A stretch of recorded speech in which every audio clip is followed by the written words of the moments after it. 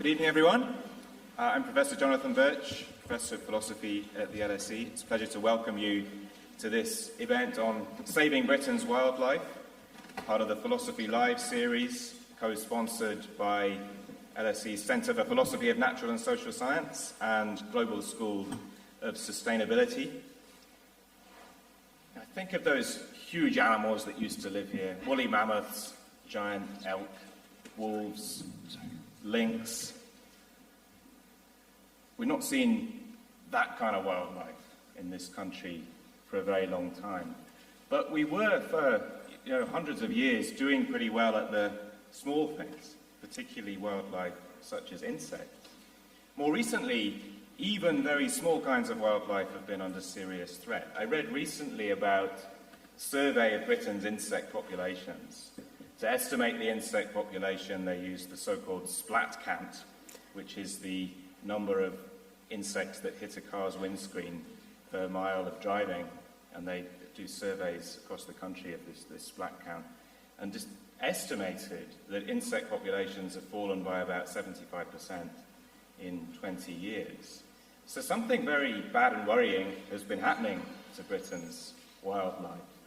But that doesn't mean all hope is lost. What I wanted to do is bring together a panel of people who can give us hope, because they're on the front line of ways to try and combat these forces that have been destroying wild nature, threatening biodiversity, often working in very different ways in different contexts with different lessons for what we might be able to do going forward. It'll be a pleasure to talk to them this evening and then to take some questions from you as well in the latter part of the event. They are, so from the end, Iris Berger from the University of Cambridge, Karen Kavaka from University of California, San Diego, Matt Phelps from the Knepp Estate in Sussex, and Luke Hecht from the Wild Animal Initiative.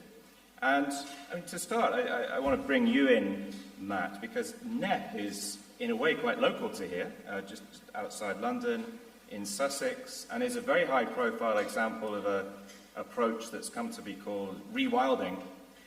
Tell us what you're doing at Knepp. So I'm the chief ecologist at Knepp, and my role is to oversee all of the research that goes on in-house and try and understand more about what is happening in this amazing project. Those of you who don't know the story of Knepp, it is a 25-year almost rewilding experiment, if you like. So this was an area of Sussex farmland in the low weald, very heavy clay soil, about 300 metres deep, really unfarmable, very bad farmland. That is what it had been historically, pretty intensively farmed, mostly arable, but a bit of dairy farming.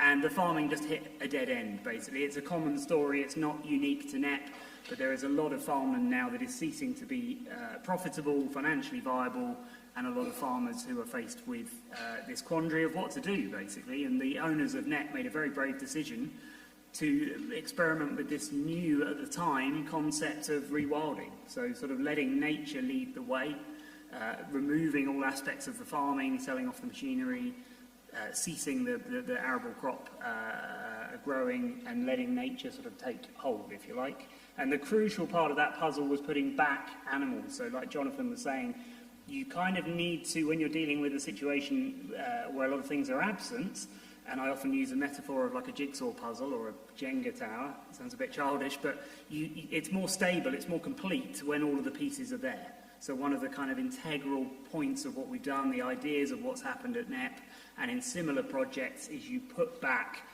bits of the jigsaw and you allow that puzzle to sort of unfold it before your eyes. So that's free-roaming animals, cattle, pigs, ponies and deer, and they change the biodiversity, they impact and improve the biodiversity. Yeah, I've been there myself, and the cattle are very prominent. Yeah, you sort of walk around, you see these huge cattle everywhere, roaming completely freely. It's kind of amazing to see when we take people out on tours, is seeing like a domesticated sort of farm animal, if you like, in a kind of wild context, and people get suddenly really excited seeing a pig or a cow when it's in that kind of wild environment and doing all of the things it naturally ought to be doing. It's incongruous because you expect fences, you expect walls, and there's just none of that.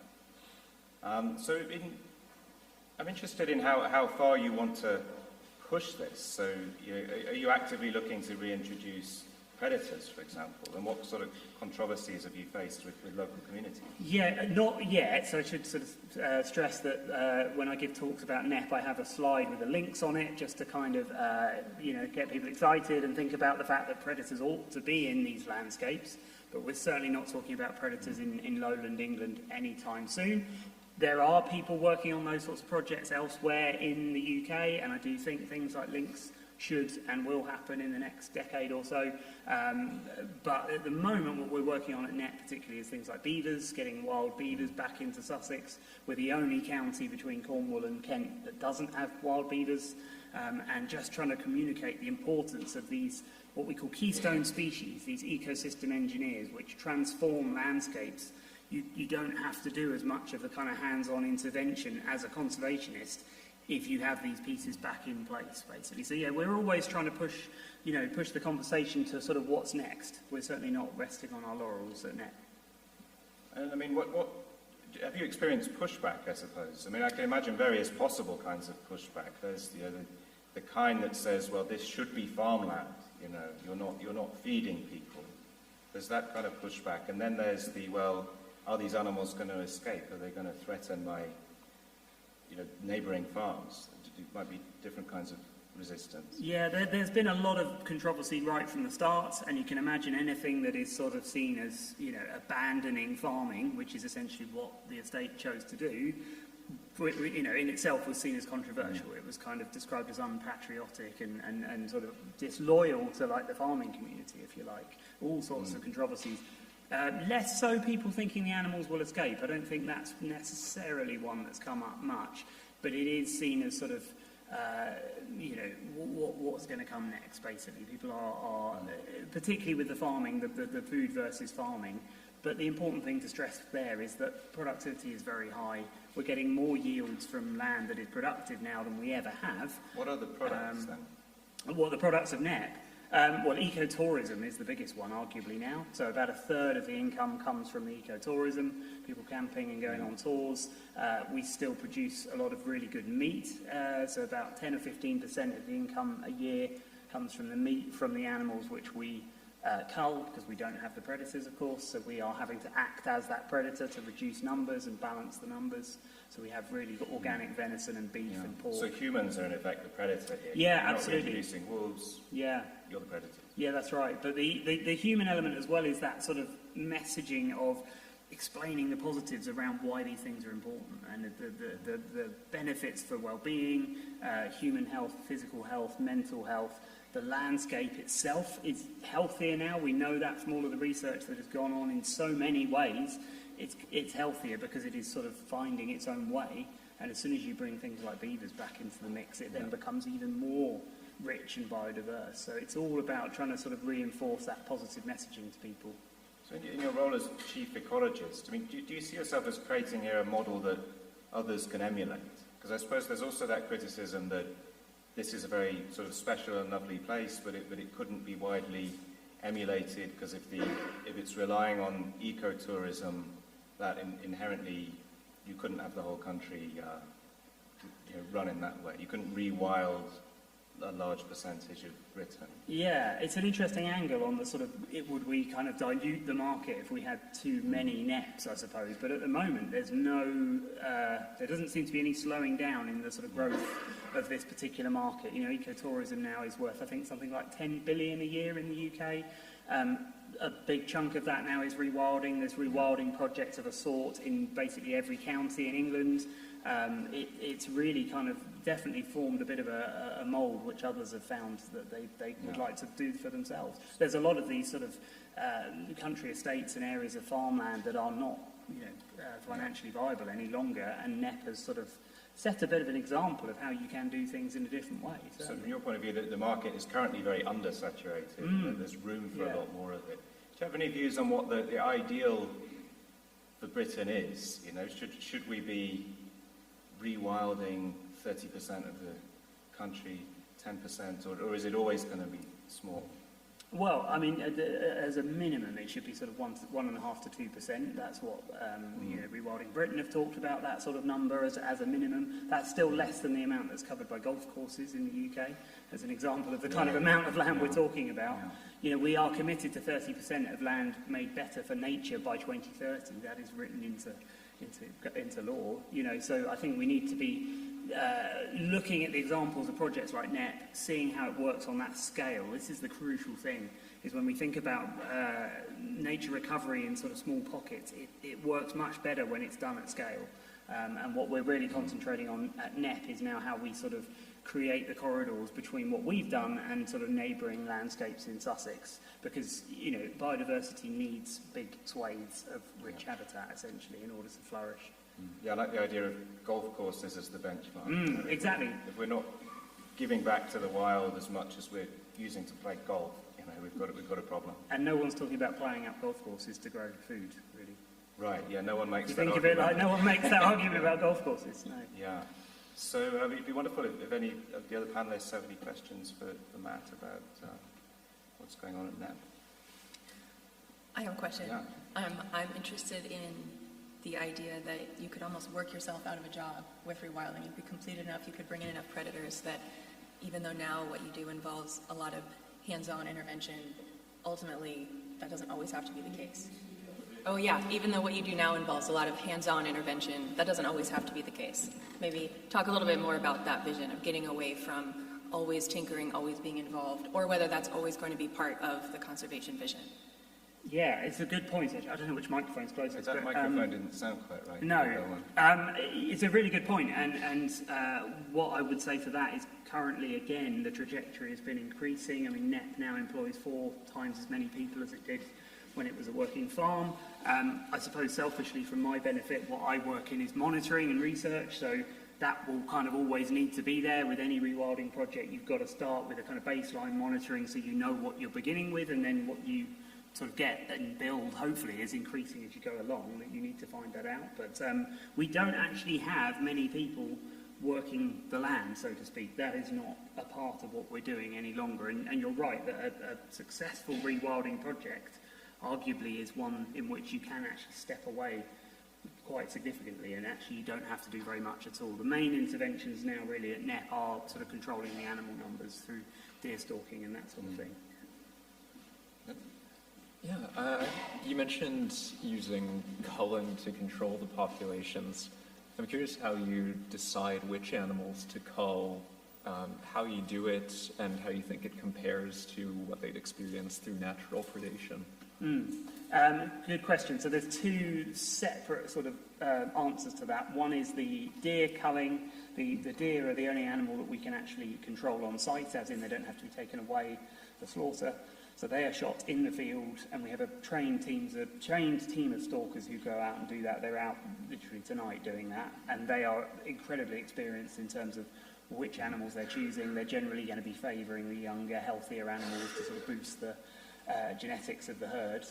With the cattle and the pigs, that decision will be made by a livestock manager. So we have a team of 2 guys working on the livestock team. They will be looking at the age of the animals. Longhorn, you tend to cull at around 3 years for the beef. So those animals will sort of be, will know when they're coming to that time. And then sometimes, obviously, animals will have just reached a point in their life where they're no longer healthy. They're no longer, it's no longer sort of seen fit for them to continue, and they will be euthanized. So. Yeah, I mean, so in some ways it's hard to hear about the culling, but as you explained, in a way it's trying to adopt the role of the predator that the predators would be playing if you had reintroduced them. I mean, how do you think about welfare here? So I find very interesting the tensions between animal welfare and rewilding, that often we don't always treat farmed animals as well as we should, but the idea that the farmer has a duty of care is widely accepted. Whereas as rewilding projects get bigger and bigger, there comes a point where inevitably you start to argue, I can't be under a duty of care to provide veterinary care to all these animals anymore. How do you manage that tension? Yeah, it's a really good point, and something we always stress at NEP is that the welfare of the animal is paramount. You know, the kind of scale we're dealing with, we don't have the apex predators, and we have our stockman who lives on site. Those animals are given, you know, a very high level of care. We have a vet who's kind of on speed dial, and he's out all the time checking these animals. They get TB testing and all that sort of things in terms of the cattle. Yeah. When you're talking about bigger rewilding projects, if you use the example of the Oostvaardersplassen near Amsterdam, that caused a tremendous amount of controversy. You probably remember in the last sort of 7 or 8 years. A lot of them starved to death. Yeah, so it's been running for a long time. It actually started sort of 45 years ago or so, but it really sort of hit a peak a few years ago when the kind of numbers of animals that were dying was kind of really catching people's attention. We had a number of bad winters, and the herds had reached, you know, massively high levels, and people were sort of going past on the train and seeing carcasses of animals and things like that, and people ripping down fences and trying to throw hay bales in. That is a crucial point about, you know, human coexistence, wildlife, and how all of this works in Must be the kind of in scene a you modern really setting. want to avoid. Yeah, absolutely. From a PR perspective, what we're trying to do here is to sort of rewild landscapes, rewild ecosystems, but also we want people to come on that journey. You know, we don't want to exclude people. We don't want people to be so appalled by what they're seeing that this is just completely abandoned as a concept, because rewilding is proving in the UK and abroad that it can recover biodiversity on a massive scale really quite quickly. So we need to also make sure that we're doing that in as ethical a way as possible. I mean, it sounds as though there's internal debate within the rewilding community absolutely. about how to balance that. Yeah, I mean, Oostvaardersplassen now have kind of, you know, backtracked on that particular policy where they were doing zero intervention. That's no longer the case, you know, and they now do control their animal numbers, so they're kind of doing more of like a NEP model, and this is the interesting thing about how we all talk to one another. You know, Charlie, one of the owners of NEP, he's very involved with rewilding Europe. We as NEP are very involved with rewilding Britain. This is all feeding into a wider conversation, so we're all kind of learning from one another. But yeah, if there are no apex predators, I don't believe it's ethical to let animals just die in the field. Absolutely not. We would never consider doing that at NEP. It's a very protracted death compared absolutely. to the culling. Yeah. So, Iris, I'd love to bring in you here, because we've been talking about rewilding. One of the other big hot topics at the moment in terms of what we can do for wild nature is regenerative farming. And I'm really interested in the idea that we can learn from what other countries are doing. And I mean, I first came across your work because it's featured in the Science Museum.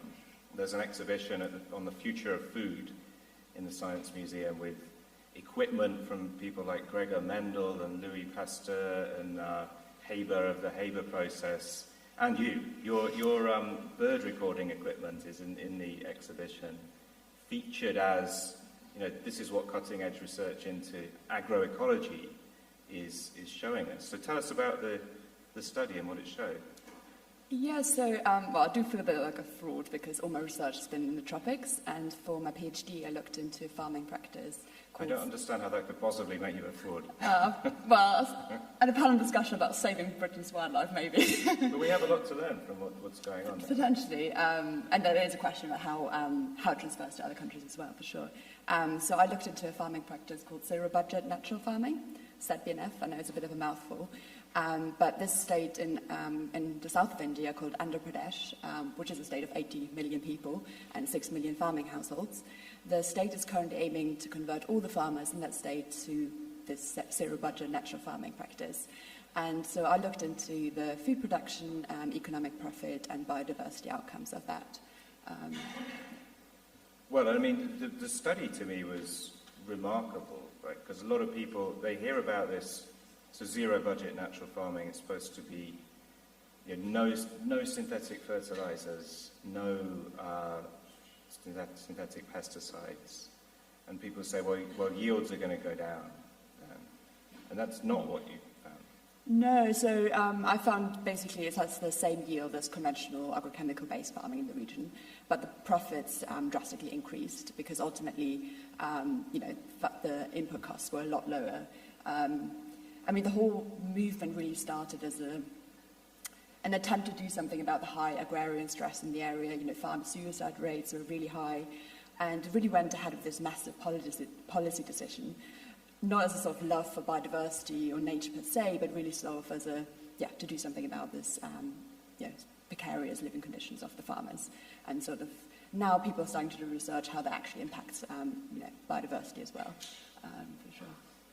I mean, in your case, it was the bird populations you were studying. Do you want to tell us how you were studying them? And Yeah. So, like you said, I had these sort of acoustic recorders because the challenge is, so we wanted to know obviously how this ZBNF program impacts birds, but to do that, you don't just want to compare it ideally to the conventional farming system, but you also want to work in a sort of natural habitat baseline to really better understand the sort of potential but also limitations of these sort of agroecology programs to improve biodiversity, in this case bird biodiversity outcomes. So we were working in forests, ZBNF systems as well as agrochemical systems, and identifying birds from visual cues, just seeing them, which is quite easy in the farmland, but also in the forest, and there, the visibility is very low, so there was mainly identifying birds from the calls. And the yields did not drop significantly, but the bird populations did go up significantly. Yes, yeah. Suggesting also, the rest of nature is probably thriving as well. Those birds feeding on insect populations that are also rebounding.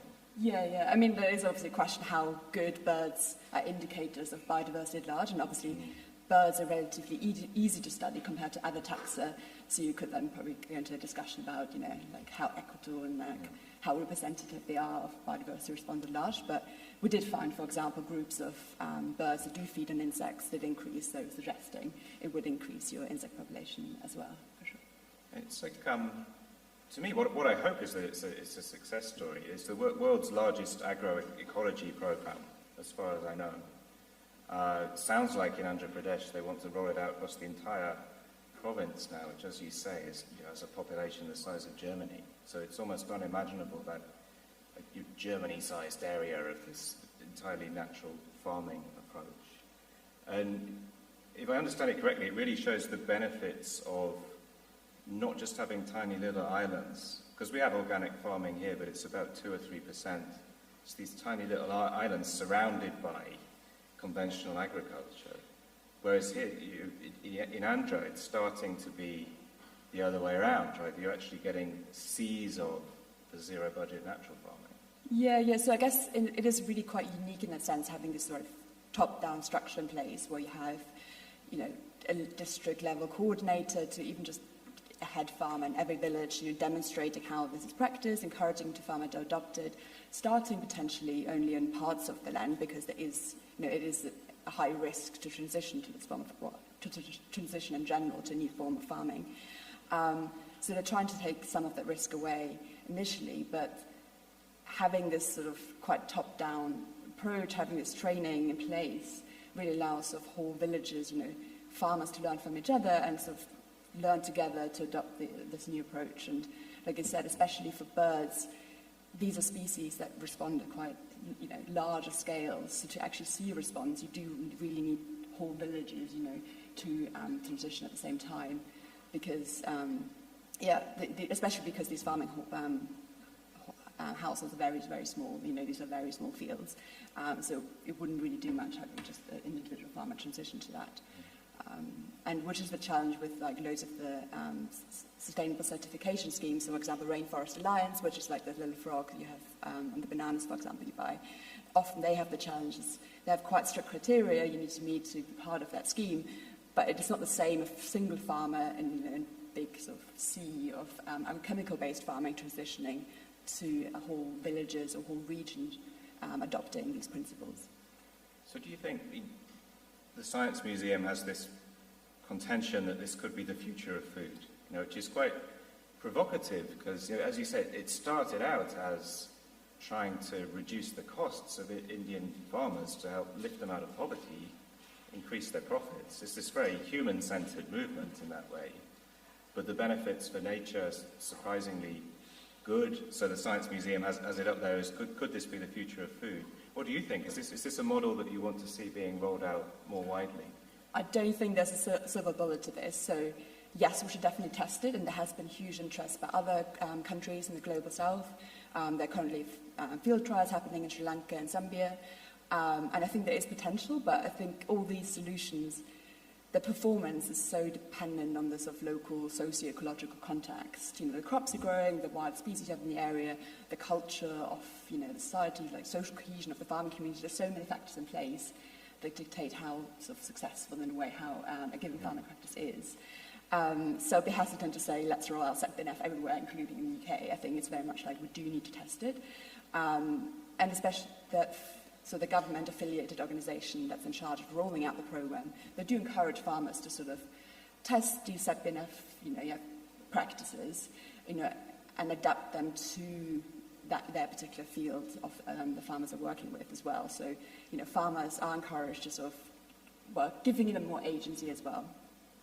And also I think definitely agroecology has a place, especially in these sort of marginalised smallholder agricultural systems in the tropics.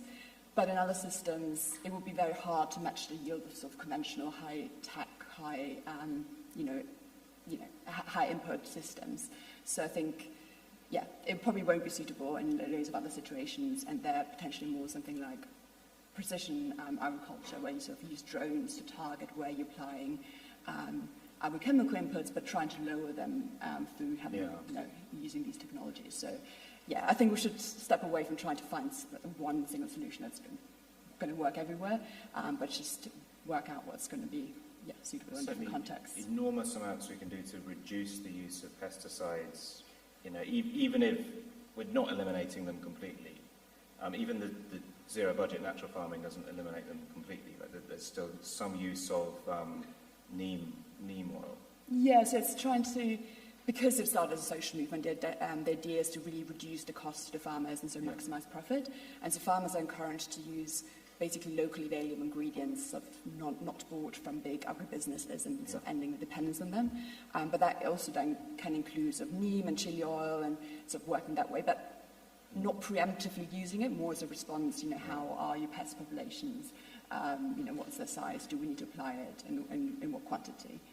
So it's a lot more knowledge intensive in that sense. So the benefits to nature, probably partly coming from this shift to organic pesticides that are less harmful, but also from the targeted applications, where I've seen studies where suggesting you can reduce pesticide application by 98% just by targeting it at where there's an actual pest problem, rather than spraying preemptively indiscriminately. Totally, and that was the case in Andhra. Like the amount of the agrochemical use beforehand was extremely high because there was a recommended guideline, from the government how much you should be applying, but farmers wouldn't quite know, and they would just add a bit more just in case, and just adding way more than is needed. Which we see all over the world. Yes, definitely. Tragically. Are there any questions from the rest of the panel for Iris?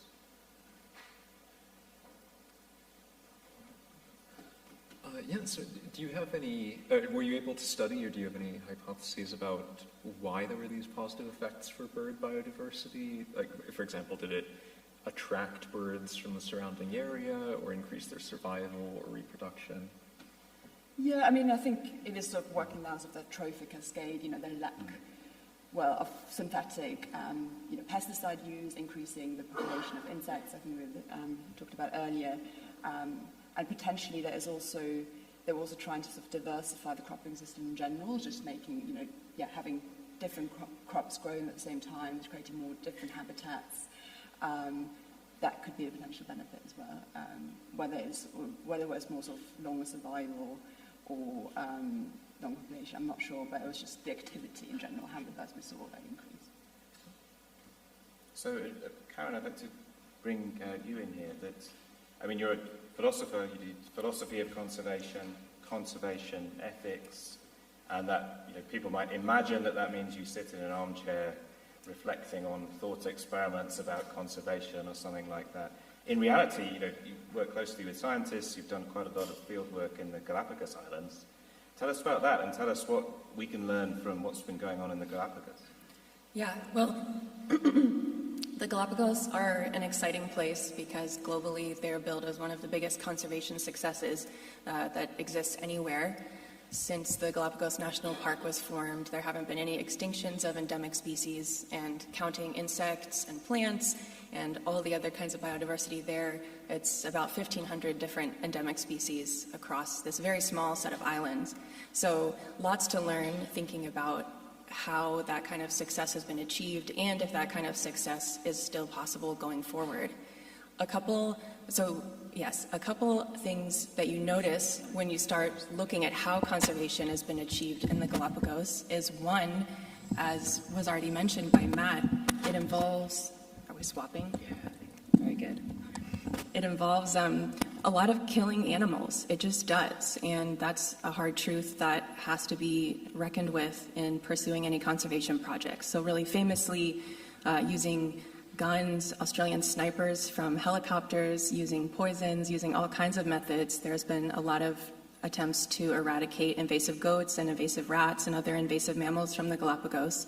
And it's impossible to imagine that there wouldn't have been species extinctions in the absence of that kind of action over the past several decades. Even when it doesn't involve killing, there is also just a lot of hands-on, intensive interference in nature. And that is also, it's impossible to imagine these kinds of conservation successes in the absence of that.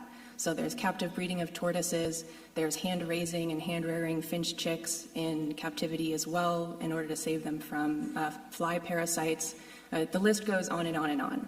So in some ways that goes against our most intuitive model of conservation, which involves being hands-off and leaving nature alone. There really isn't so much leaving nature alone these days, maybe eventually, but only through a pretty high intervention, high intensive pathway, which has a lot of lessons for kind of new technological interventions that people are developing for conservation, things like genetic editing.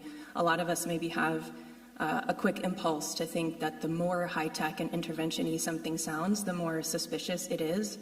The evidence from conservation successes doesn't bear that out. Now, there are many conservation failures. Conservation hopefully could succeed more than it does, but as a heuristic or a guideline to what does and doesn't work, the fact that it involves intervention or a lot of intervention isn't a very good guide. And we should definitely be hesitant of using some intuitive metric of how much interference is involved as a way to assess how likely some kind of intervention is to succeed. So that's one set of interesting lessons from the Galapagos that I think have been kind of raised in various ways by the other speakers here.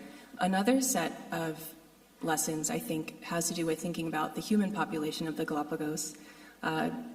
Many of us don't even know that there's a permanent human population. 97% of the land area in the Galapagos is a national park where you're not allowed to go without a guide.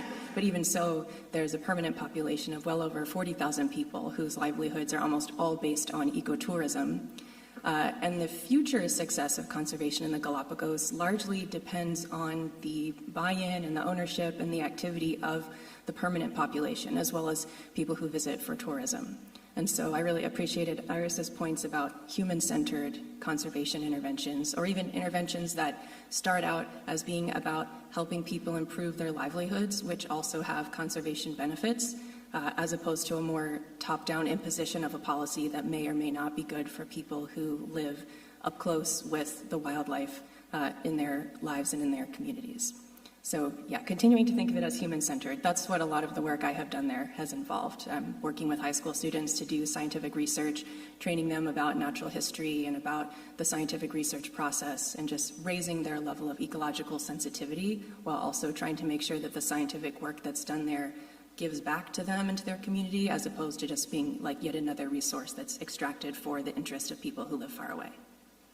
Yeah, so we will try and make use of the three microphones that do work. I would even suggest probably pushing further away the one that doesn't, because it's causing some problems, I think. But yeah, so lesson one was about, open-mindedness about the effectiveness or otherwise of interventions, that we shouldn't think our intuitions about what will or will not be effective are going to get us to the truth. And we should be ready to perhaps intervene a bit more than we intuitively thought might be needed.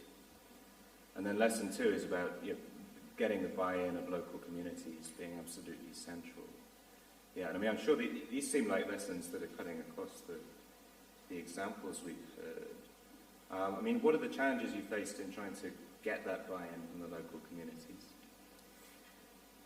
Part of it has to do with, well, every part of the world has its own special politics, right? So in the Galapagos, there's a special set of politics too. It's a very lucrative moneymaker for the larger country of Ecuador, and a lot of decisions are made at a level that is maybe a little bit far removed from the on the ground level. So that sort of dynamic, even though the details are different everywhere, still exists in some form or some sense everywhere.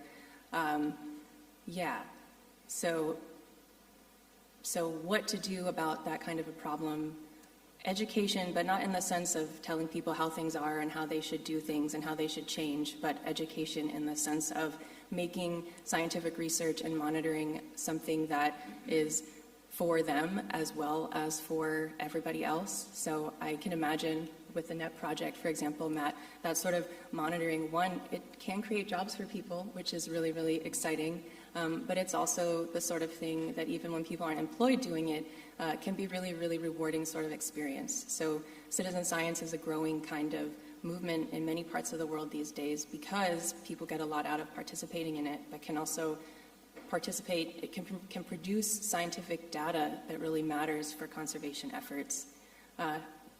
So growing the opportunities for people to participate because of what it gives to them and also what it gives to the conservation efforts looks like a really promising avenue. Yeah, I'm pretty interested in that question of whether to get the buy-in from the local communities, you have to make economic arguments, I suppose, because we heard from Iris about how what gets farmers to sign up to zero budget natural farming is the zero budget bit more than the natural bit. You know, the idea that you can slash your costs, everything you're spending on the synthetic fertilizers can just go. And similarly, you've heard this idea that conservation projects create jobs, they bring tourists to the area. But it seems like, Karen, you're also thinking that, well, sometimes it's too reductionist to think that the only way to get those coalitions is through economic arguments, that we can appeal to the fact that the local communities also care about knowledge, they care about ethics and value, they care about preserving the intrinsic value of the world around them. Yeah, in the Galapagos, people love the animals that everyone else who comes to visit also love. The sea lions at the island of San Cristobal, where I've done a lot of work, are sort of the mascot of the island. People are really excited about these endemic Galapagos sea lions. At the same time, there are conflicts. Sometimes fishermen and sea lions are competing for the same catch. Sometimes sea lions will want to haul out on small fishing boats that are in the harbor, and it's difficult to get them to move. So people love sea lions, but sometimes they end up killed or injured because of bits of conflict. So there are often solutions that aren't really about the economic issue. We, for example, spent not even that much money just to create a lot of floating haul-out rafts in the harbor just to create more spots for sea lions to be. So that's a whole class of solutions where the conflict is about resources, but there are ways to just change the configuration of the resources that are available. But beyond that, there is a place, I think, for researchers, for philosophers, for environmentalists to make the case for the value of wildlife that is a bit farther removed from the economic aspect. I'm from the United States. In the United States, a lot of these human-wildlife coexistence issues are politicized. People who live in Montana, Wyoming, Colorado have very strong opinions about wolves and bears, especially if they're ranchers. But if, as a rancher, a wolf or a bear takes one of your cattle or one of your sheep, you get compensated well above its market value for that take. That doesn't really do much about the deep-seated opinions that people have about wolves and bears. It looks like it's much more about a cultural narrative from the 1800s or even earlier about what it is to civilize a wild place. And so there's a place for making the argument about having a different cultural narrative, about what are the good things that having bears or wolves or coyotes or badgers around do for you, helping people see value where they might not have otherwise seen value. And that way, it goes far beyond the economic, I think. Is that part of what you're doing at NEP as well, Matt, that you're trying to not just make purely economic arguments, but in some way change the narrative around rewilding? Absolutely, yeah. No, I've scribbled down loads of points. I won't go on everything that Karen said, but I thoroughly agree with a lot of what she said, in that it is about getting people on board with what you're doing in so many different ways, basically. So we have a really thriving education program at NEP, bringing in young people. We have a Operation Wallacea, which is part of the is a global research program that works in all parts of the world, and they've got their only sort of UK base is at NEP in the summer, so we're getting young people involved in that way. Even things like the reintroduction of white storks that we have at NEP, that's about inspiring, maybe some child who's never thought about birds in their life, but then they see sort of 80 white storks kettling over the wildland, and suddenly that is the key. That's unlocked a love of nature. That might be what children must be a crucial part of it's it. so important. And Ryan, our Wild Futures manager, that's his entire remit, is to connect young people, local school groups, and all that sort of thing. We have a really great volunteer team now, about 150 to 200 volunteers, and we have a sort of stipulation that they have to be pretty local, within a few miles of NEP. And they become ambassadors. They absolutely love what we're doing. They get really excited about the storks or the beavers or whatever it is, and then they will tell people, they communicate all of these messages. They're explaining, as you say, why this is important and why it is actually, it's not just a bit of fun. We're not doing this just because we can. We actually are showing that you can restore nature on a really significant scale, and as you say, all of the benefits that can bring. And a huge part of that is people. It's about people's well-being. People come to NEP and tell me that it's a sort of transformative experience.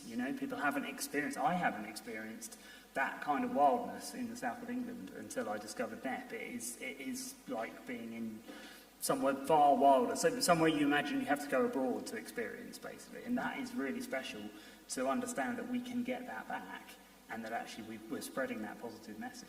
It's a good philosophical way of putting it as well. Transformative experience. I like that. So we've heard some grounds for hope. We've heard about rewilding and regenerative farming, building coalitions with local communities to recognise the value of what is around them. Soon it will be time to turn to your questions. But first, I want to turn to you, Luke, and the Wild Animal Initiative. Well, this is interesting in lots of ways, right? I mean, tell us what the initiative is doing and how it's trying to change the way people think about the way we relate to wild nature. Sure. So Wild Animal Initiative is an organization. It's all about accelerating science to understand what wild animals' lives are like and what we might be able to do to improve their lives. I probably represent a fairly different approach to all of this, although I think we come to similar conclusions. Because I don't believe that biodiversity is valuable for its own sake at all, but I do value biodiversity to the extent that it benefits wild animals. And I think that's an empirical question that requires a lot more science than we currently have. So Jonathan has mentioned hope a couple times, and we're talking about a biodiversity crisis. Where I see hope in that is an opportunity to do better for wild animals, and not just better than what we have done, which has, long before the 21st century or even industrialization, has not been good for them. It certainly has not been compassionate towards them. But to actually do better than nature, even. And others have talked about the need to potentially intervene, even setting up rafts for sea lions to rest on. So I'm actually quite enthusiastic about the potential of rewilding with that in mind, thinking about what wild animals need out of their environment and how they navigate it and everything, and trying to not only build cities better, but build landscapes better.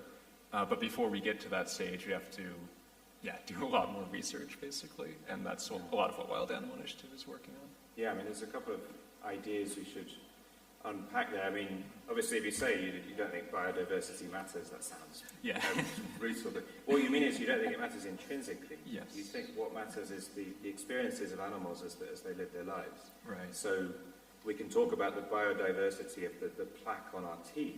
We can talk about biodiversity of bacteria, but we normally think there's something quite special about the biodiversity we have we see in populations of larger animals roaming across the plains and, the mammoths and the elephants and so on. And there's behind that, there's this intuition about, I think, sentience. The fact that those larger animals have subjective experiences, they can feel pleasure, they can feel pain, they can enjoy their lives. This is what creates a strong sense that is really something that matters and needs conserving much more than the bacteria on our teeth. And I think that's, I'd probably even agree with that, because it does mean certain kinds of biodiversity do matter. Right. Yeah, so as you said, I'm speaking intrinsically, so I value the welfare of wild animals intrinsically because because and to the extent that they value their lives, like I value my life. I value biodiversity to the extent that it brings benefits to wild animals and also to humans as fellow animals. Does it give you were talking about how that perspective, which as I say, I like as a perspective, leads you to take different views on specific interventions. So one of the ideas there was that we don't have to see nature as our baseline. Sometimes we can actually do better because we can give the animals less suffering in their lives than they would have otherwise experienced in the wild. And you mentioned the sea lion platforms. What are your favourite examples of interventions that you think might actually improve on the sort of wild baseline? Yeah, I mean, I have extremely low confidence in all this because, as I said, there needs to be a lot more research into even how to measure wild animal welfare. Your favourite speculations? Yeah. So I'm generally... So wildlife fertility control is something that I'm very interested in. In the first place, maybe using that to help manage populations of animals that we currently consider pests in more humane ways. Mainstream with stray dogs. I mean, Iris, probably in India, you probably noticed significant numbers of stray dogs, and there's these big moves to sterilise the dogs to try and control the population. And it's an intervention, and it's clearly an intervention, but has all kinds of benefits. Yeah, I guess one other thing to say about interventions and how that fits with the biodiversity crisis is the fact that what it means to be a wild animal is constantly kind of eroding. Sometimes people make the argument that no animal is truly wild anymore because every part of nature is in reality under human control, even the national parks, even the bits we call wilderness. Yeah. That's right. I mean, at Wild Animal Initiative, kind of operationally, we think of wild animals as any animal who is beyond, direct human care. And I think the care part is important because we are affecting wild animals on such a large scale, but we aren't generally doing it with any concern for their welfare. And so that means that it's not just exotic animals, but it can also be, certainly all of the feral animals, like feral pigeons, foxes.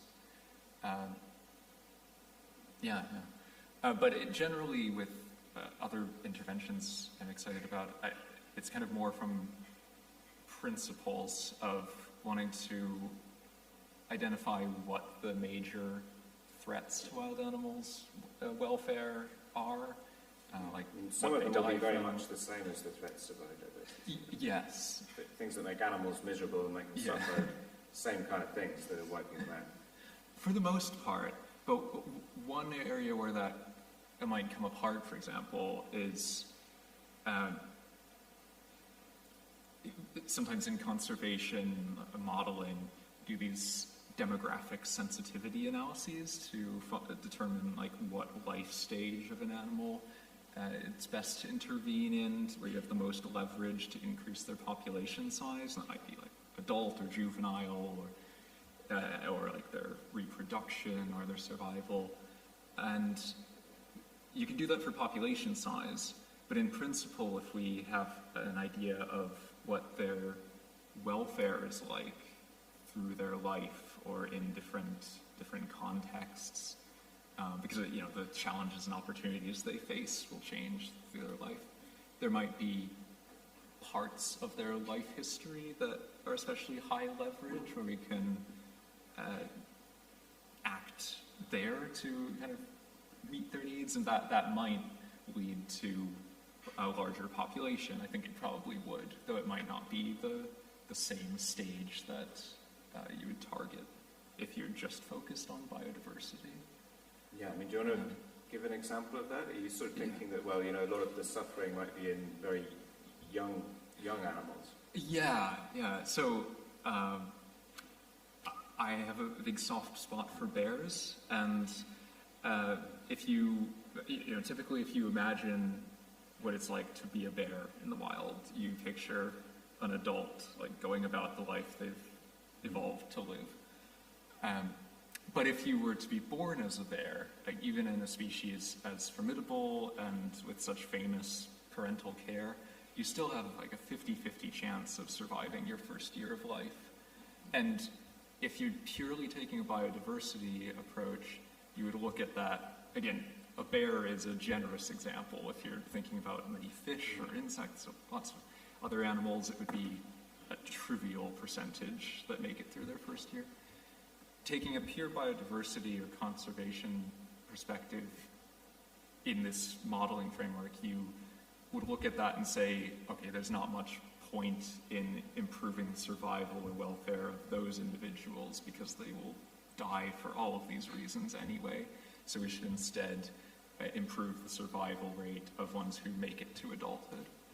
But because the odds of making it to adulthood in the first place are so low, I think if you were to imagine yourself being born into this species, you would probably wish that those conservationists were thinking about like early life challenges.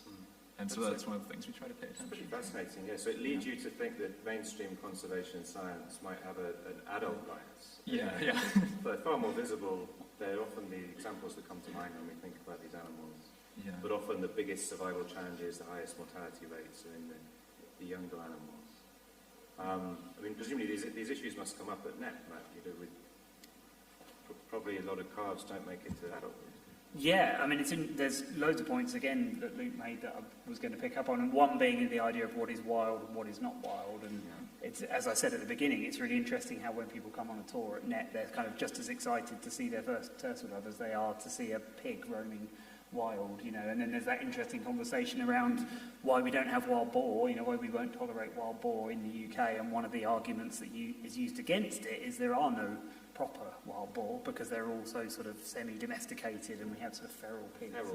You know, it's funny that we use that as a kind of argument against it when in fact the animal, whether it's a Tamworth pig or a true wild boar or somewhere in between, it's still functionally doing the same thing. So from the animal's point of view. From the animal's point of view, and it's living a fantastic life, let's be honest. The animals that we have at NET, the pigs and everything else, they are... I said to a colleague the other day, I wonder if they realise how lucky they are. You know, you see these Tamworth pigs roaming around and foraging, and they've got hundreds and hundreds of acres. And there's a pig farm down the road from me where there's hundreds and hundreds, you know, within a relatively small pigs, I mean, in a relatively small area. And I sort of think, I wonder if those animals know because they have never had experience of anything else. But it is really interesting how people, when you get people in that landscape, they're just as excited by all of it, and it doesn't matter to them that, oh, that's actually just like a farm animal, essentially, because it's living in a wild setting and it's doing what it would naturally do.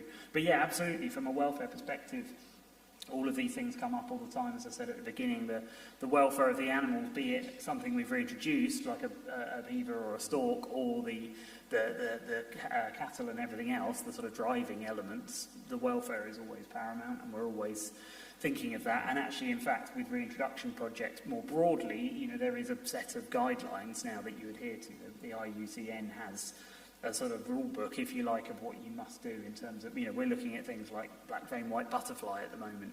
And even when we're looking at butterflies, there are huge, long lists of what we can and can't do and what is the best outcome for transporting those insects to bring them to the UK. So it's very much on our minds all the time, in all aspects of what we do. It'd be good to bring in Karen on these issues, because in the Galapagos you see some of these tensions, I'm sure, where, you know, if you adopt the point of view Luke was advocating, that the animal's point of view is what really matters here, things like whether a species is invasive or indigenous, it doesn't, from the animal's point of view, they're not sensitive to that.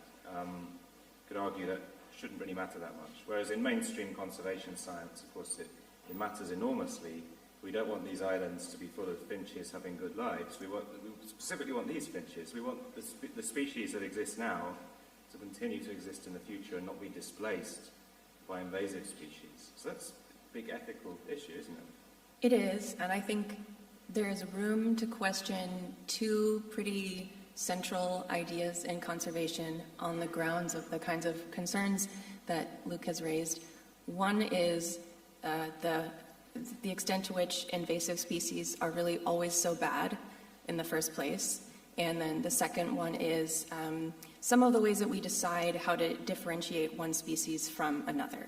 Because an incredible amount of time and money and other animals' lives are expended on the determination that these 14 or 18 species of finch really are different species.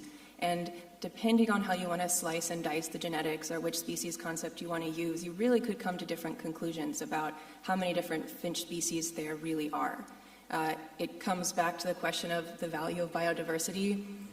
Biodiversity is a very convenient catch-all for talking about what we value in nature, but in fact there are many different aspects of biodiversity, many different proxies, and depending on which one you choose, it will lead you to want to take different sorts of conservation action. So there's a real debate that has to be had head-on about what we value, how we decide which things are different enough from one another, and why we value things, as opposed to it's a different species, it must be conserved at all costs, no more questions to be asked.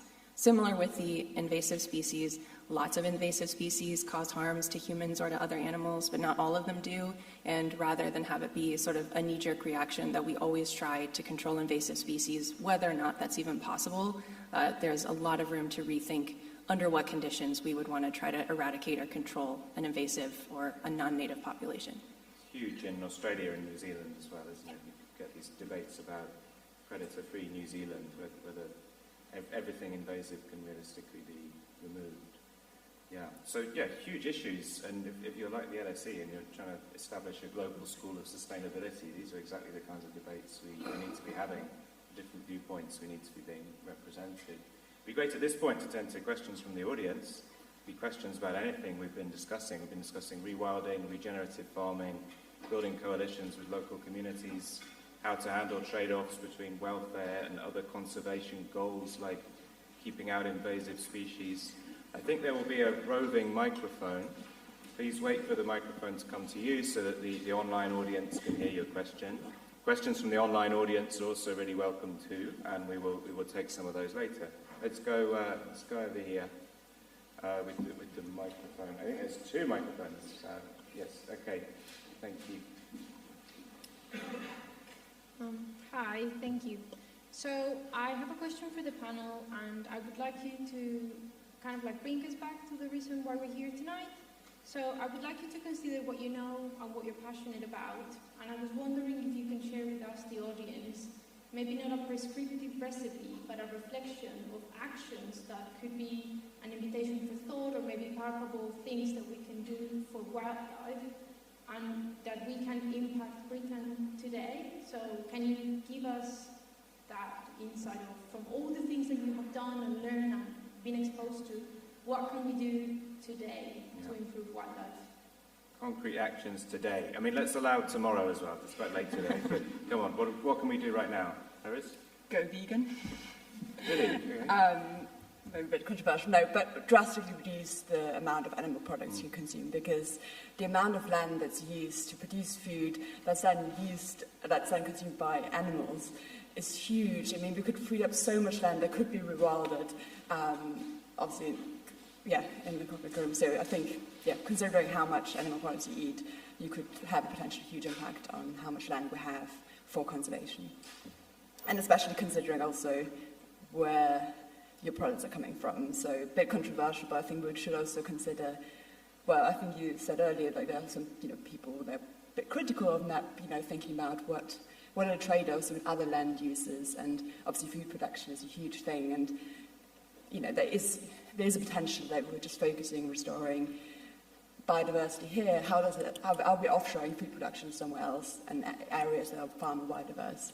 Obviously that's not happening at a scale right now, but just something to bear in mind that trade-offs are very common, and we should consider these in our actions in daily life. Shall we go down the line? Yeah. Well, some of you will have land or gardens, others of you will live in communities that have parks, but there's always opportunities to learn how to make whatever land you have some influence over be better habitat for wild animals. So unless and until there's 30% of the UK and other places that really look like rewilded spaces, there's so many gradients along the way. So what that looks like in a particular place will always be different, but it's an exciting project to learn about how any of the land that you have any influence over could be made more friendly to animals that aren't humans. You can rewild your garden. Yeah, exactly. Just not mow the grass. What do you think? Yeah, there's 2 great points which I probably was going to make myself. I would say, thinking at it from a more of like an engagement point of view, if you love nature, which I guess most of you in this room do, and you have a passion for conserving wildlife, is give that passion to someone else and kind of communicate that to someone else, because you double the impacts. Basically, if you're, as I do with my friends, always banging on about birds and other wildlife and all these messages that we've been talking about tonight, you're increasing the outreach, basically, by telling someone about it. At NEP, you're not a sort of pro-vegan business, so there must be some disagreement there with Iris on that one. Yes and no. I mean, yeah, obviously we do produce meat, but it's a really interesting point what you make about, the just slight reduction. I mean, even when we look at the Ukraine invasion a few years ago, you've probably all heard this statistic of about 8% of the global wheat production was what was reduced at that point of the invasion, Russian invasion, and that sort of would be balanced out in Europe if everyone just sort of went meat-free 1 day a week, that deficit.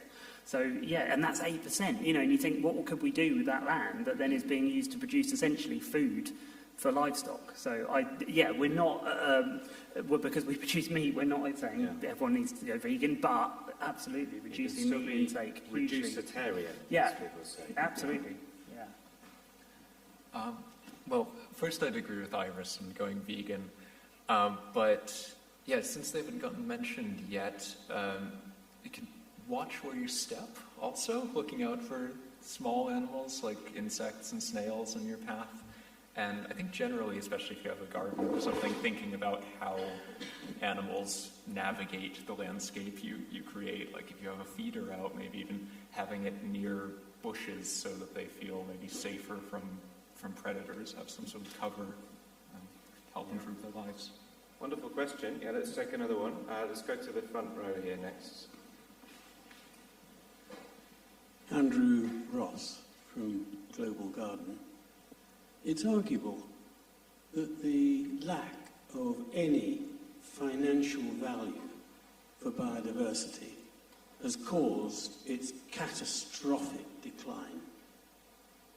We can see here in the UK an attempt with biodiversity net gain to bring some kind of value. But look, the finance market knows this immediately. The global insurance industry is committing between $8 and $10 trillion to find nature-based solutions, which underpins the whole economy of the world. The question is, and directly to you, if I may, at NEP, are you producing natural capital accounts that are tangible and readable by pension funds, asset managers, and insurers? Yes, is the short answer. We're just launching a biodiversity net gain project at the moment as we speak. The wildland, as we call it, the actual existing rewilding project, doesn't qualify because it's been going for 25 years, but we have an area of the estate which is, the tenancy on that has recently ended. It was actually a polo ground, and we've got some areas of woodland as well, which are now going into biodiversity net gain. So yes, and what we're using that as an opportunity for, as well, is kind of almost stretching the metric, the BNG metric, which is pretty formulaic and limited, to what you can do in more of a kind of rewilding context. So myself and my colleague, the other ecologist, we've been working with our head of natural capital. So we actually have someone in post at NEP who works specifically on these things to try and shape that project into, something that is more akin to rewilding, albeit with the biodiversity metric, using that framework.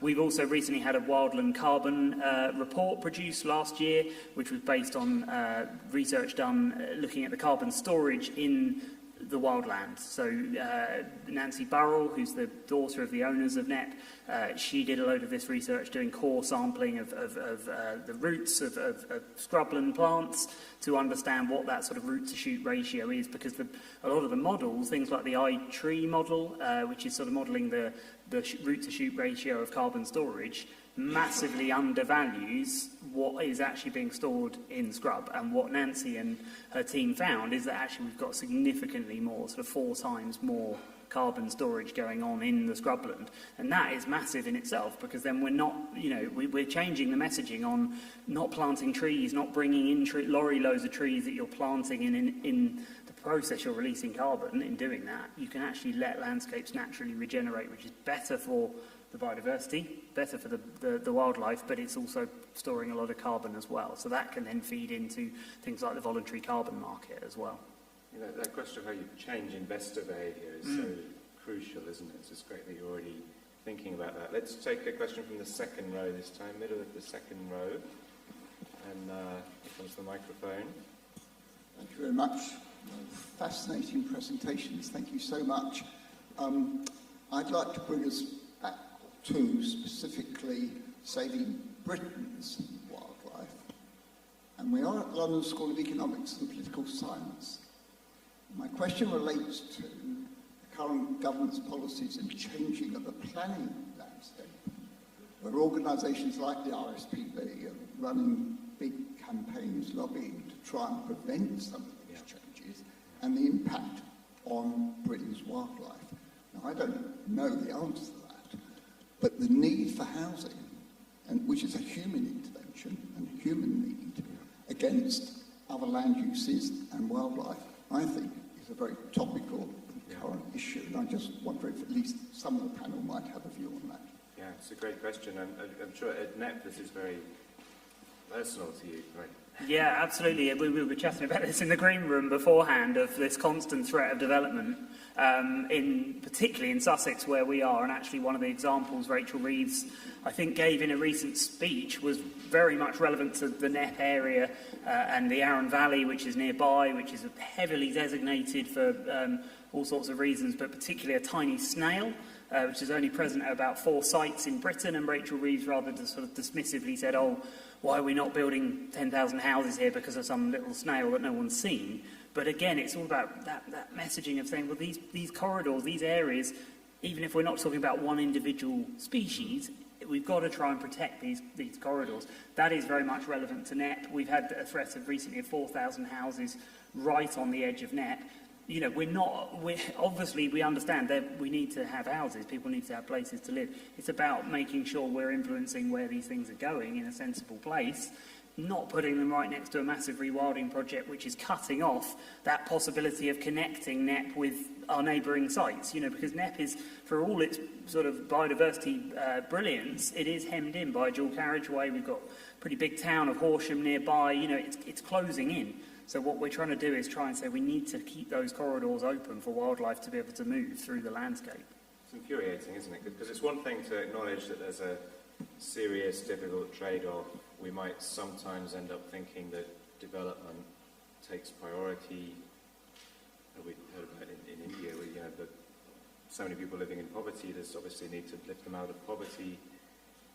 But then to just mock the seriousness of protecting snails as if it was a kind of joke issue, that's exasperating. Yeah, massively. Yeah, I mean, the kind of work that I do, why I do what I do is literally protecting and preserving wildlife and trying to make it better and try and turn around the declines and the damage that's been done. And as you say, when you've got a government minister sort of saying, "Oh, I don't care about bats, we just want more roads and houses," it's frustrating. It's a battle. Just on the topic of connectivity, I think there definitely needs to be a lot more research, as I keep saying, about wild animal welfare, but I think habitat fragmentation and the problem with that is one area where, again, concern for wild animal welfare and conservation might overlap, because if you are, basically fragmentation is really hard to adapt to. It's hard to adapt to avoid getting hit by a car or something that's totally alien to the evolutionary history of an animal. And it seems, there's some evidence that what this ends up selecting for is a strategy of just producing more, less fit offspring that are probably living worse lives. And so, if we're going to build more houses and things like that, being strategic about it to ensure habitat connectivity might also be valuable for wild animal welfare in the long term. Yeah. It's, I was just going to make a quick point on that, actually. One of the questions I get at NEP all the time is about hares. For some reason, people expect to see hares because they are in Sussex. And I always say the nearest population is up on the South Downs. It's about 5 miles south of NEP. I was actually driving through a nearby village the other week and I saw a squashed hare on the road. I mean, the amount of collateral, the amount of dead animals on the roads encircling NEP is absolutely horrific. And I wonder if it's sort of increased, actually, because we are such a hotspot in the middle of it and stuff's trying to get in and out, and it's just being squashed. In fact, we had some of our team did a sort of sponsored walk last year where they crossed. They did this corridor across Sussex, what we call the Wheeled to Waves corridor, which is this vision for a sort of connected landscape. And some of our team actually walked it to sort of raise funds for the project. And they said one of the most terrifying moments of that entire walk was crossing the dual carriageway next to NEP. And that's, as a human with all of the sort of intellect that we have to understand traffic, if you can imagine that as you say, as a wild animal, it's just huge numbers of them being, not making it in and out, basically. There's a lot of solutions out there. I mean, I've seen in Canada these green bridges across motorways. We could, and tunnels. Yeah, we could do this here. Yeah, there are projects looking at that, but it's quite expensive. So so the question from 3 rows from the back there. Thank you. Brilliant talk. I've got a question about the Uttar Pradesh project, and you talked about the opposition you have to rewilding in the UK from industrial agriculture and conventional farming. And I wonder how it is in India. And sometimes in the UK that's also linked to the media. And obviously it's very political. And I wonder how much pushback you get from global industrial agriculture for agroecology generally. So, wait, sorry, that was against pushback by big agribusinesses to that. There is some, but I think it's more about from the government. I think they're more concerned that this ZBNF program is not grounded enough in science, or because it originated by basically someone who was more on the spiritual side of things and wanted to thought about more holistic farming, and I think because of this origin, that it was sort of more that space rather than sort of something that originated by, by the research at the university. I think that's more of a concern that, the government is not taking ZBNF seriously in that sense, and is really now pushing hard that they want that evidence, people doing experiments, and it's really, generating rigorous evidence that it is actually delivering on food and, livelihood outcomes. I don't think it's quite... I think India's big in general, and I think they all still know they still have a big market to sell their products, and there are still a lot of people following, using agrochemicals in their practices. So I don't think it's not huge. Yeah, the pushback I wouldn't say by the businesses isn't huge. It's just more sort of, I guess, more political thing, and different parties taking different stance, especially the opponents. The government that wasn't in charge of rolling out this program, being very critical of ZBNF. I think there's more conflict in that political space than the pushback by the private sector necessarily. They've been very clever, it seems to me, the zero-budget natural farming people, because they're trying to go with the grain of Indian culture and religion, and emphasise the sacredness of the cow and the cow dung as fertiliser, and the history of using products like neem oil and extracting everything from the local area in the way that farmers thousands of years ago would have done. So politically that seems very canny, to tie it to patriotism and spirituality in that way. Yeah, but then obviously there's also the movement, Modi is obviously in power of India at the moment and sort of actually taking India forward, it's like sort of becoming a new hub for technology and big business and actually getting away from this sort of, peasant farming and just taking more sort of... Because it's competing visions of what India is. Exactly, yeah. Holding up as this historic method of farming as being the Indian way versus the push to industrialize and copy the West. Yeah, exactly, yeah. Great, okay, so the question, let's have from three rows back here, and then we'll go further back. Thank you. Hello. Full disclosure, I'm Luke's wife, but the question isn't just for Luke, the question's for everybody. What do you think it's like to be an animal from a species that's going extinct? Do you think it's a bad welfare experience? Do you think there could be a welfare argument for preventing extinction because it's just really bad to go extinct? Or do the animals not care? Thank you very much. Yeah, what a question. We should exclude Luke from conflict of interest. There's probably different answers for different animals, but it's hard to imagine it's not pretty bad to be an animal that's part of a species that's going extinct. If you're a social animal, then you might miss out on all kinds of social ties. And it looks like more animals have social lives than we've previously appreciated, maybe because we haven't been asking the right kinds of questions. I was thinking of shark and snake researchers that I know who are all about how sharks and snakes have social bonds and they're important to them, but that's just something that we're only starting to look into. So, yeah. But even beyond that, if a species is going extinct, it's because the conditions are pretty bad. And so even setting aside all the other conspecifics you might have, there's going to be all kinds of things that are probably going to make, for many animals, their lives worse. And so, yeah, tons of common ground here. Yeah. But I'm sure we all agree it can also be very, very bad to be an individual in a species that is incredibly numerous, like the broiler chickens in intensive farming conditions. Yeah, I was thinking while you were speaking, Luke, surely none of us would say if preserving biodiversity made the lives of many, many animals worse, that we'd still be so committed to doing it. Like, implicit in our ideas about preserving biodiversity is the idea that it's also good for animals.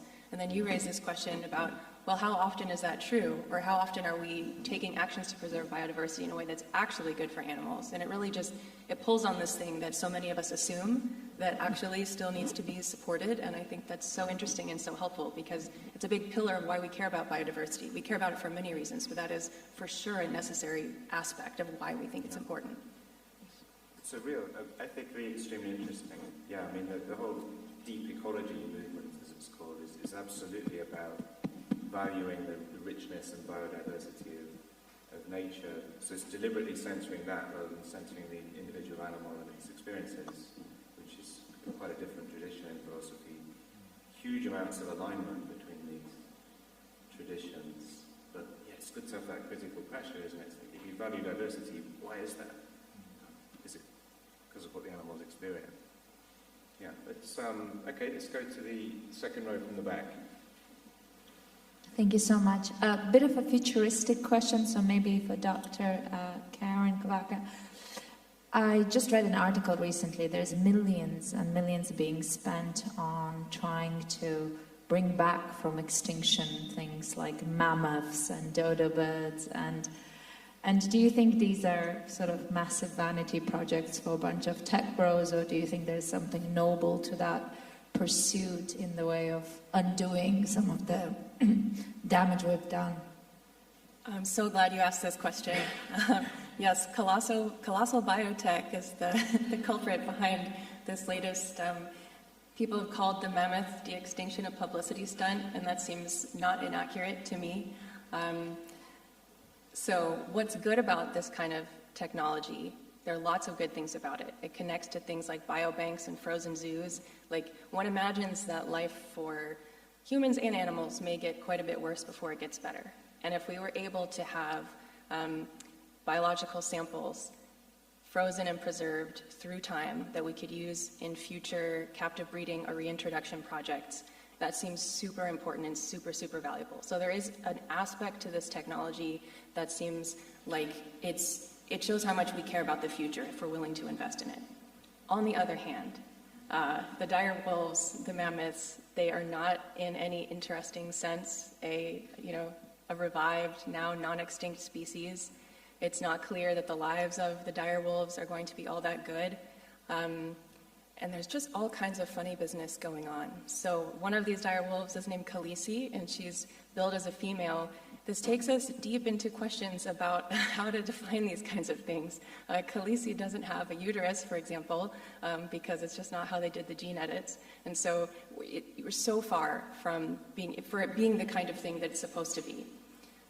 One of the newer projects Colossal is thinking about is like raptor dinosaur de-extinctions. It's because it's for kids. It's to get them excited about it, right? It's clearly a for-profit motive, like the specific ways they're trying to deploy and use the technology. It's not coming out of the other kinds of conservation motives, and yet, of course, they want to capitalize on all the kinds of conservation motives. So while we should be excited about the potential for biodiversity preservation that some of these technologies have, we should be so critical of the way that they're being talked about and rolled out and used for other kinds of purposes. So, Jackie, do you have questions from the online audience? If so, please read one of them out. The microphone will come to you. Why is there general acceptance amongst conservationists for culling deer in Western contexts, while there is a strong opposition to elephant culling or regulated safari hunting in African nature reserves, even when both are aimed at managing overpopulation and ecological balance? That's a good one.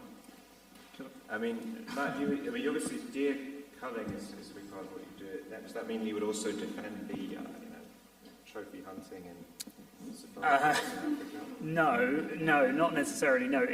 But population control in the absence of something that was there before. And I think you've got to think on scale. We talked a lot tonight about sort of projects of different scales. And when we're talking about NEP is 5 square miles, it's a pretty small, it's a tiny bit of land, really. And in a global context, people think it's pretty big in an English context. I wouldn't mind having that amount of land, but when you've got the kind of numbers of deer that we have and we don't have any predators, then the control of them is important for their own welfare and also for the way the landscape is shaped by what they're doing, because if you have thousands and thousands of them, it would look very, very different.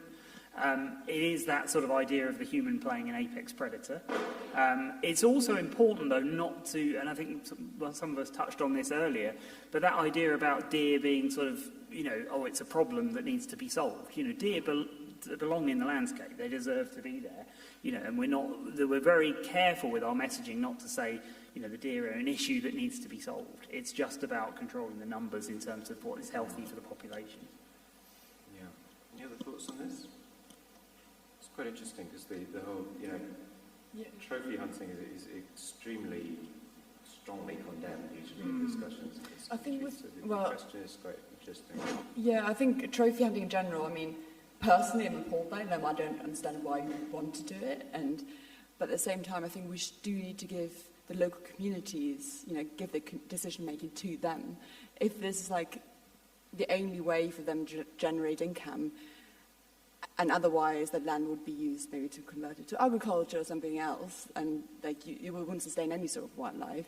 So I think we need to be a bit careful about sort of immediately demonizing it, and to think a bit more about not as, stepping away from my sort of Western scientist role and just thinking about what do the local communities want. And in some situations, in some communities, and that's why it's been quite a successful conservation models, because otherwise I don't think it would be an income stream. Because obviously trophy hunters do pay a lot more than your typical eco-tourist. So I think, we do need to think about who's making the decision, and maybe it should be more the local communities rather than us as Western societies. Tough question. I guess in this country we don't want to be seen to be doing anything to promote it or to create an industry. So our role is kind of complex, isn't it? It's actually a question we've had at NEP as well around the control of the deer and whether we would sort of, use that as a money-making opportunity, and we've shied away from doing that because of the controversy, and also because we have a trained team of stalkers who then are doing it properly, you know, and that again is always coming back to the welfare of the animal. We wouldn't want to put that at risk, and it just wouldn't sit right with the whole messaging of what we're doing at NEP to have people sort of coming in and doing it for sports, essentially. Okay, so let's try the second one from online. Okay, so any more questions from in the room? There are, yeah, over this side of the room. Yeah, we haven't been over there yet. Let's take a question from this side. Great. Thank you. So going back to kind of when we were talking about the fragmentation of natural habitats and the importance of having green corridors. So I work in urban planning, and do you think that there's still value in trying to bring wildlife back into cities, or do you think that we should be focusing our efforts outside of cities? Thanks.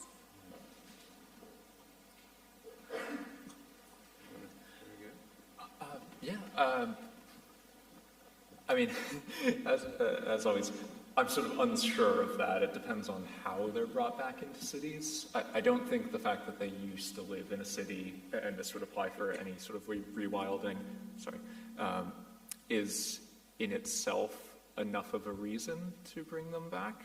But it depends on whether we can provide good habitat for them.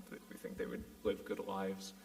But related to the habitat fragmentation part, I definitely think there's a big role for thinking about urban planning there, especially for smaller animals, like, even as large as foxes, for example, how they cross roads, but rodents, even like snails crossing paths. I constantly see on small scales like a verge of green space, very thin, by the road, set between like larger green space, then the sidewalk, then a small green strip in the road.